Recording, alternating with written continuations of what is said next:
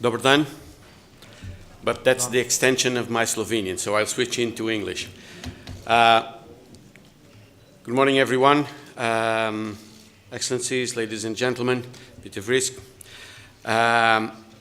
First of all, thank you very much for your kind invitation. It's always a pleasure to come here and not only exchange with you what is happening, but also see the developments in your organization. Ampak da lahko spregovorim tudi o dogajanjih v evropskih inštitucijah in vaš govor je jasno potrdil, kako obsežno in trdo delo ste opravili v zadnjem času. Zavedam se, da sem zdaj v težkem položaju, kajti jaz sem tisti, ki stoji med vami in kosilom, zato se bom potrudil, da bom čim krajši in se osredotočil na vprašanje, kaj se bo najverjetneje zgodilo po letu 2020 glede kmetijskega sektorja in kako bodo dogajanja vplivala na delovanje zadrug. Seveda, za zadrugami pa so njihovi člani, kmetje. Morda se boste spomnili, da sem imel lani priložnost preživeti nekaj časa z vami. Takrat sem spregovoril o tem, o čem se notranje v okviru delovanja evropskih kmetov in evropskih kmetijskih zadrug pogovarjali, kot smo slišali že malo prej. Se je ta proces začel že pred 2 letoma, proces sprememb. V letošnjem letu pa vam bom predstavil, kaj je tisto, o čemer smo se lansko leto dogovorili v okviru evropskih kmetov in kmetijskih zadrug glede skupne kmetijske politike in o čem se pravzaprav v tem trenutku pogovarjamo z našimi člani glede bolj praktičnih ukrepov, ki bodo najverjetneje prišli v veljavo v bodoči skupni kmetijski politiki. O tem bom nekaj več povedal kasneje. Ob tem pa naj nadaljujem svojo predstavitvijo. Torej, kaj je tisto, kar vam danes želim na kratko predstaviti, je, da se posvetim ciljem skupne kmetijske politike in kako so še vedno zelo relevantni in pomembni. Nadalje želim ponovno poudariti pomen močne skupne kmetijske politike. Dotaknil se bom glavnih elementov, ki nam bodo zagotovili bolj trajnostno evropsko kmetijstvo. Na koncu pa želim povedati še nekaj besed o tem, kakšna je morebitna časovnica bodočih razprav. Namreč veliko je še elementov, ki nekateri bolj neposredno, drugi bolj posredno, ki bodo vplivali in imeli učinek na tisto, o čemer se bomo dogovorili v zvezi s povedanim. Glede ciljev skupne kmetijske politike so še vedno jasno zapisani v 39. členu pogodbe o delovanju Evropske unije. Po našem mnenju so še vedno zelo pomembni in jih je treba ohraniti in so še vedno verodostojni. Pokazal vam bom z naslednjim grafom, da to drži. Namreč, še vedno beležimo veliko razliko med povprečnimi prihodki v agroživilskem sektorju v primerjavi z drugimi sektorji gospodarstva. Skupna kmetijska politika je bila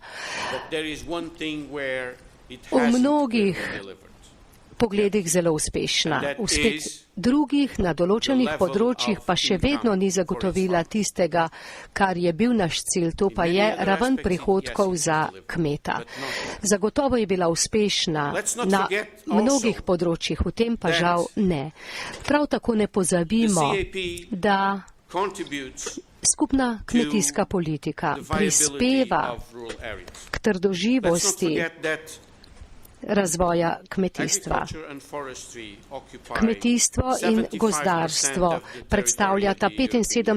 pokrivata 75% ozemlja Evropske unije in vsi kmetje člani zadrug, vsi, ki živimo na podeželju, prispevamo k donosnosti in to je naš skupen napor. Lahko mu rečemo, da je to skupen zadružni napor. Številke beležijo približno 40 milijonov ljudi, ki delajo v agroživilski verigi. To je zelo pomembno vedeti. In čemu smo priča?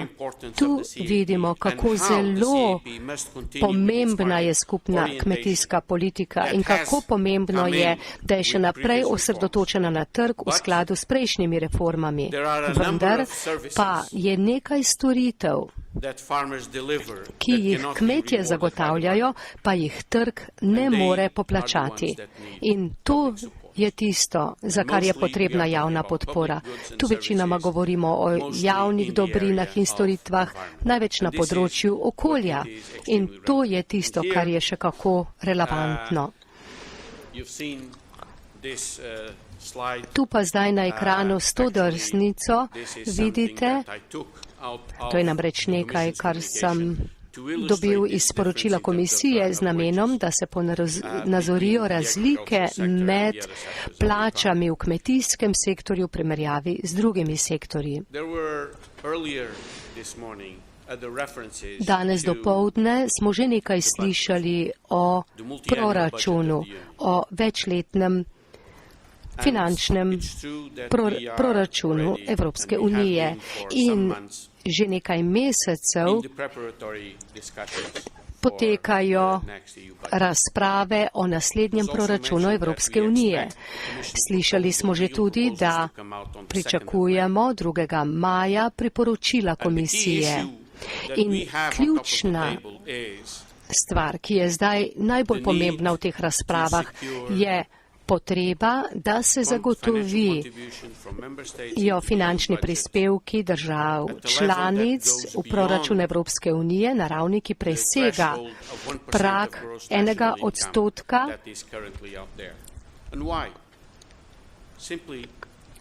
bruto nacionalnega prihodka. Zakaj?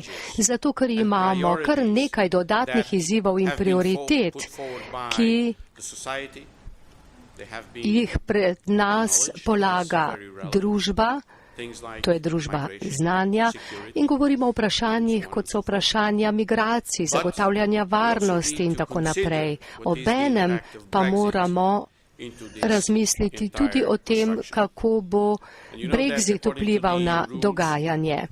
V skladu z evropskimi pravili EU proračun preprosto ne more imeti deficita. Če torej Združeno kraljestvo odide oziroma ko bo zapustilo Evropsko unijo, glede na to, da gre za državo, ki v evropski proračun več prispeva, kot pa iz njega dobi, je treba ta deficit oziroma primanjkljaj nadomestiti. In tu imamo v glavnem 3 možnosti. Bodisi, da zmanjšamo evropski proračun, dokler se ne bo skrčil in deficita več ne bo, ali pa okrepimo prispevke držav članic in deficita več ne bo, ali pa poiščemo alternativo z zunanjimi viri izven Evropske unije, da se bo ta deficit lahko nadomestil. Razprava v skladu s prejšnjim večletnim finančnim okvirom te možnosti ni dopustila. Trenutno imamo na mizi nekaj predlogov in videli bomo, kaj bo obveljalo. Nekaj pa je pomembno. Relevantnost in potreba potem, da kmetijski sektor dobi podporo, ni nič manjša. To, kar je treba razmisliti, pa je, da zdaj živimo v drugačni stvarnosti in zato smo v govorih v zadnjem času je tako komisar Oettinger kot tudi Juncker sta večkrat poudarila, da bi bil najboljši način okrepiti in povečati prispevek držav članic v proračun. Seveda, vsi ves čas govorijo o dodani vrednosti skupnih politik glede proračuna in zelo relevantno je to upoštevati še posebej pri kmetijski politiki. In tako je treba upoštevati celotno koherentno delovanje Evropske unije. Namreč boljše je imeti podporo za kmetijstvo, ki se financira iz skupnega evropskega proračuna, kot pa nabor posameznih držav članic, ki rešujejo svoja vprašanja. Glavni razlog pa je v tem, da s skupnim proračunom lahko zagotovimo enake pogoje za vse države in boljše delovanje na notranjem trgu Evropske unije. Zato moramo ob vseh teh razmislekih vedeti tudi, da podpora za kmetijski sektor, podpora glede skupne kmetijske politike predstavlja veliko prednost, ne samo za tiste, ki živijo na podeželju, ampak tudi za potrošnike. Pa ne pozabimo ob tem, da hrana še nikoli ni bila tako poceni, kot je dandanes. V 80-ih letih, in to so podatki iz starega nabora držav članic, 15 je bil strošek za hrano približno 30%, dandanes pa predstavlja približno 10 do 20%. Tu lahko vidite, kako zelo pomembna je skupna kmetijska politika tudi v tem kontekstu. Seveda bomo morali prilagoditi in posodobiti našo politiko. Moramo poenostaviti vse skupaj, ampak to moramo narediti tekoče, gladko in zelo previdno. Kajti zadnje, kar si želimo, je situacija, kjer pride do grobih sprememb, ki bi zelo vplivale na ta segment in na trge. Tega prej nismo razpravljali, ampak vendarle je to druga drsnica, ki je ista drsnica, kot jo je že prej pokazala Branka. Vendarle je s to drsnico zelo pomembno pokazati, kako se je proračun za skupno kmetijsko politiko z leti razvijal in kako se je z leti zmanjšal, dokler ni prišel do trenutne ravni. In seveda ta drsnica ponuja tudi pogled v leto 2020. Vsi uporabljajo tradicionalne številke, češ, da skupna kmetijska politika porabi preveč denarja in da to ne koristi nikomur. S tem se zagotovo ne strinjam. Še vedno verjamem, da tisto, kar porabimo v skupni kmetijski politiki, kajti gre za denar davkoplačevalcev, moj denar, kot tudi vaš denar, še vedno vodi v največje koristi za vse. Glede skupne kmetijske politike, naj povem, kako zelo pomembno je ohraniti tudi strukturo dveh stebrov. Prvi steber se nanaša na neposredna plačila, ki so zelo pomembna, kajti to je ukrep, ki omogoča podporno raven, ki je zelo stabilna za kmete.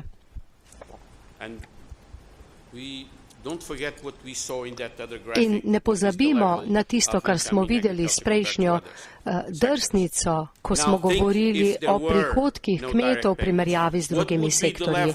Če ne bi imeli neposrednih plačil, kakšni bi bili prihodki kmetov? Naj vas popeljem nazaj na to drsnico, kar poglejte, denimo Luksemburg. Zelena barva naj bi bil prihodek kmeta brez subvencij. Poglejmo, kaj se zgodi v Luksemburgu ali na Finskem. Prihodka sploh ne bi bilo. Predstavljajte si, da odstranite modri del v Luksemburgu in na Finskem. Kaj dobite? To je bistveno sporočilo. Oba stebra skupne kmetijske politike, tako prvi kot drugi, sta izredno pomembna. Prvi steber zagotavlja skupni evropski pristop do kmetijstva. V drugem stebru pa govorimo o razvoju podeželja in tu trenutno dopuščamo državam članicam možnost, da ukrepe prilagodijo svojim lastnim potrebam. Sedaj pa z novim modelom vidite, da je ambicija komisije omogočiti več subsidiarnosti državam članicam, to načelo pa prinaša večjo odgovornost. Pa ne pozabimo, da tu obstaja tudi tveganje v tem celotnem procesu, da bi se stvari še nadalje zakomplicirale. Poenostavitev je za nas ključnega pomena. Z načelom poenostavljanja se borimo že od prejšnje reforme. In kaj smo dobili? Poenostavljeno politiko? Ne. Zagotovo ne. Vse je postalo še dosti bolj kompleksno. Eden od teh primerov, ki ga je omenila že gospa Branka Tome, je zloglasna zelena komponenta, ki prinaša marsikaj. Omenimo tudi, da so cilji in izkoristek, ki naj bi ga prenesla ta zelena komponenta, je nekaj, kar ni moč doseči v letu 2 ali 3. Zato potrebujemo več časa. Problem pa je bil v tem, da iz političnih razlogov celo pred prvim letom implementacije zelene komponente smo že imeli javno razpravo, ki je poskušala oceniti učinke te zelene komponente in njenih ciljev. Pa dajte, no, kako lahko izmerimo v manj kot enem letu ali celo 2 ali 3 učinkovitost zelene komponente in kaj je leta prinesla. Poslušajte, zdaj je marec leta 2018. Implementacija zelene komponente se je začela v letu 2015. Manj kot 3 mesece oziroma 3 leta smo imeli. Ali iskreno lahko rečemo, da lahko izmerimo učinke zelene komponente v 3 letih? Zagotovo ne. Ampak v zvezi z nečem pa se vendarle strinjamo, da je bila ta zelena komponenta prekomplicirana in tu moramo najti rešitve. Približujem se zaključku moje predstavitve, ampak naj poudarim, kako zelo ključnega pomena je poenostavljanje v celotnem procesu. Druga zadeva pa so cilji trajnostnega razvoja in tudi cilji zagotavljanja skupne kmetijske politike. V tem pogledu javna razprava je potekala lansko leto v zvezi s tem. Vsi se zavedamo, da je treba nekaj več narediti na tem področju. Druga najpomembnejša prioriteta je trajnostnost in klimatske spremembe. Tu res se vsi strinjamo, da moramo narediti več, ampak že veliko delamo v zvezi s tem, ampak cilji trajnostnega razvoja, odpornost in prilagodljivost, vse to je zelo pomembno, ampak pogosto nam očitajo, da nismo nič naredili, da so učinki ravno obratni. Seveda je res, da v skladu z mednarodnimi zavezami je Evropska unija zavezana, da integrira vsa ta načela, še posebej vprašanja ciljev trajnostnega razvoja in klimatskih sprememb, še posebej glede na rezultate razprav v Parizu, jih preprosto moramo upoštevati pri naši politiki. Kmetijstvo in gozdarstvo pa roko na srce že delata ogromno pri zagotavljanju uresničitve ciljev trajnostnega razvoja. Ampak na koncu koncev je sektor kmetijstva in delovanja zadrug to, kar delajo, je, da proizvajajo hrano in deluje na trgu. In zato je tako zelo pomembno delati v smislu zagotavljanja vzdržnosti in donosnosti proizvodnje hrane. Pri težavah z zagotavljanjem varne verige preskrbe s hrano se je treba tega zavedati, da bomo delovali učinkovito. Glede upravljanja s tveganji pa je pomembno videti, da to, kar mi predlagamo, kar je imeti fleksibilen nabor orodij za upravljanje s tveganjem, ki bodo delovali v skladu z drugim, v okviru drugega stebra skupne kmetijske politike. To je bil pristop, ki ga je komisar predstavil v svojem sporočilu. Gre za pozitiven element in to je dokaz, da gre naše razmišljanje v pravo smer. Danes dopoldne sem že nekaj besed slišal o zagotavljanju varne verige preskrbe s hrano in treba je res podpreti organizacije proizvajalcev in zadruge. Pomembno je, da še naprej podpiramo delovanje kmetijskih zadrug in organizacij proizvajalcev. Še posebej v Sloveniji. Vi ste majhna država, večinoma osnovana na strukturi majhnih kmetij. Pomembno je se zavedati in razumeti, da če ne sodelujete in če ne boste sodelovali, ne boste nikoli pridobili, privzeli ustreznega vstopa na trg. Grki pravijo, skupaj smo močnejši, ločeni pademo. To je pomembno. Če ne sodelujemo, nihče tega ne bo naredil namesto nas. 5. točka govori o razvoju podeželja in o deklaraciji, ki se nanaša na razvoj podeželja, ki je rezultat konference v Corku na Irskem pred 2 letoma, torej morda pred letom in pol. Ta sporočila so zelo relevantna, vodijo pa nas v smer, ki smo jo lahko že predvideli za naslednjo skupno kmetijsko politiko. V veliki meri gre tu za poudarke, ki opozarjajo na to, kako zelo pomembno je donosno delovanje na podeželju. Če nimamo investicijske podpore, je to zelo težko. In mislim, da smo tudi danes že slišali nekaj besed strani predsednika Vriska. Tako je torej zelo pomembno zagotoviti to investicijsko podporo. In ne nazadnje, naj omenim še, da moramo resnično poiskati prave načine, prave pristope za še boljšo promocijo in spodbujanje delovanja, kajti dejstvo, da le 6% kmetov je mlajših od 35 let, kaže na to, da ukrepi, ki jih imamo, niso zadostni. In zato res moramo narediti nekaj v zvezi s tem. Seveda je tu nekaj stvari, ki bodo v rokah komisije, veliko pa jih bo v rokah držav članic, kajti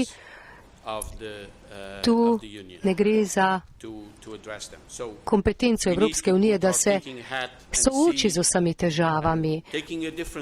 In vsaka država članica, včasih tudi posamezna regija, mora imeti svojsten uvid v to, kaj je treba narediti in kaj je najbolje.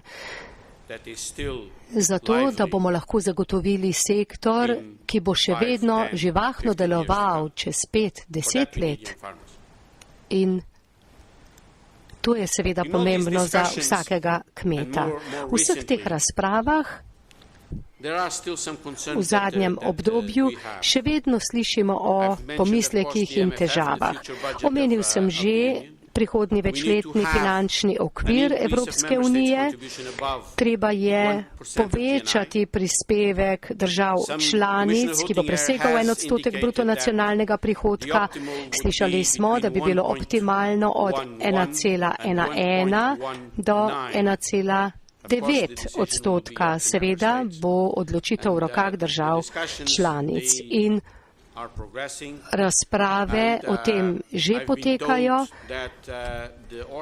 Rečeno mi je bilo, da bo avstrijsko predsedstvo Evropske unije, ki se začne 1. julija, ki bo nadaljeval bolgarsko predsedstvo, želi močne napore usmeriti v ta pogajanja in uspeh. In upam, da bomo vsi skupaj lahko prišli do uspešnega dogovora. Še vedno nismo prepričani, kaj prinaša postavljanje in kako ga izvesti. Vidimo kar nekaj potencialov za poenostavljanje, ampak seveda se hudič skriva v podrobnostih. Pogledati moramo, do kolikšne mere bo to res preprosta politika v prihodnosti ali pa preprosto do tega ne bo prišlo. Na nek način se na to navezuje nov model delovanja in možnost, da bo to morebiti ošibilo skupnost naše politike.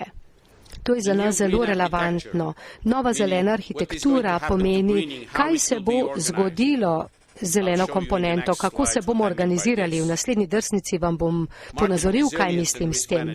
Nadalje smo omenili odpornost trga in upravljanje s tveganji. Oboje je treba razrešiti, tako zagotavljanje odpornosti trga kot tveganje. Pa tu ne gre le za ekonomska tveganja, ki prihajajo iz trga, ne gre le za klimatska tveganja v skladu z ekstremnimi vremenskimi pojavi, ki so vse bolj pogosti. Tu govorimo tudi o nekaterih političnih tveganjih, ki jih preprosto ne moremo obvladati in nimamo več nadzora. Pravzaprav nikoli nismo tega zmogli, a vendarle imajo močen vpliv. Denimo ruska prepoved. To smo slišali že danes in še vedno čutimo posledice. Še en primer. Britanski referendum, ki je odločil, da bo Velika Britanija zapustila Evropsko unijo. Veliko je različnih komplikacij in tveganj, ki so povezane s trgovino z Združenim kraljestvom in tako naprej. Ne vemo natančno, kaj nas čaka in kaj se bo v zvezi s tem zgodilo. Ta negotovost pa nam zagotovo v tem pripravljalnem delu za prihodno skupno politiko ne pomaga. Nadalje potekajo razprave o obveznem omejevanju in postopnem zniževanju, gre za ukrepe, ki se nanašajo na učinkovitost, kar pomeni dejanski prirast, dejanski rezultati. Za njimi pa se skrivajo vprašanja, ki se nanašajo na kakšen pristop bomo prevzeli. Ali bomo prešli od pravil in kontrol in kazni takega pristopa v pristop smernic in popravljalnih ukrepov in svetovanja, da bodo rezultati boljši. Veliko se mora zgoditi, da bi lahko delovali na tak drugačen način. Nadalje pa gre še za vprašanje generacijske pomladitve. Zelo se že zavedam, da čas hitro teče, a vendarle dovolite le še nekaj zaključnih besed. Na ekranu je naša trenutna shema, ki se nanaša na zeleno arhitekturo. Imamo zeleno komponento nad navzkrižno skladnostjo, tu imamo kmete, ki imajo več kot 20 ali 30 hektarov v zadnjih spremembah omnibusa in tu imamo tudi 30% neposrednih plačil, to je omenjeno, to je torej prvi steber, nadalje pa okoljska in klimatska področja in ti ukrepi zapadajo pod drugi steber. In seveda tudi tu je pomembna navzkrižna skladnost. In tu je v osnovi predlog v tem trenutku. Ti dve drsnici izvirata iz predstavitve pred Evropskim svetom pred enim mesecem. Imeli bomo torej novo, izboljšano delovanje, ki vsebuje tako zeleno komponento kot navzkrižno skladnost, potem pa imamo, kot sem že dejal, tudi ekosheme v prvem stebru, klimatske in okoljske sheme v drugem stebru. Se vam zdi, naj vas vprašam tole, kaj je bolj poenostavljeno? More biti, ampak nisem prepričan.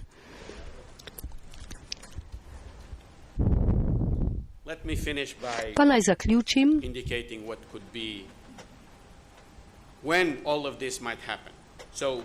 s tem, da spomnim na to, kaj se bo morebiti zgodilo v prihodnje. Torej, gospa Branka je že spregovorila o tem, da bo komisija podala sporočilo 29. novembra 2017. Smo dobili prvo sporočilo komisije, predlog večletnega finančnega okvirja, pričakujemo 2. maja 2018, zakonodajne predloge glede skupne kmetijske politike v bodoče maja 2018 ali morda junija, ne vem. V zvezi z Brexitom, vemo, kaj se je zgodilo, kdaj je prišlo do odločitve in vemo, da po pogodbi mora država izstopiti v roku 2 let, pa vendarle, ali bo neko prehodno obdobje, kakšen bo dogovor v zvezi z Brexitom, tega še sploh ne vemo, to so velika odprta vprašanja. Edino, kar vemo za zdaj je, da bomo imeli naslednje leto med 23. in 26. majem 2019, torej naslednje evropske volitve.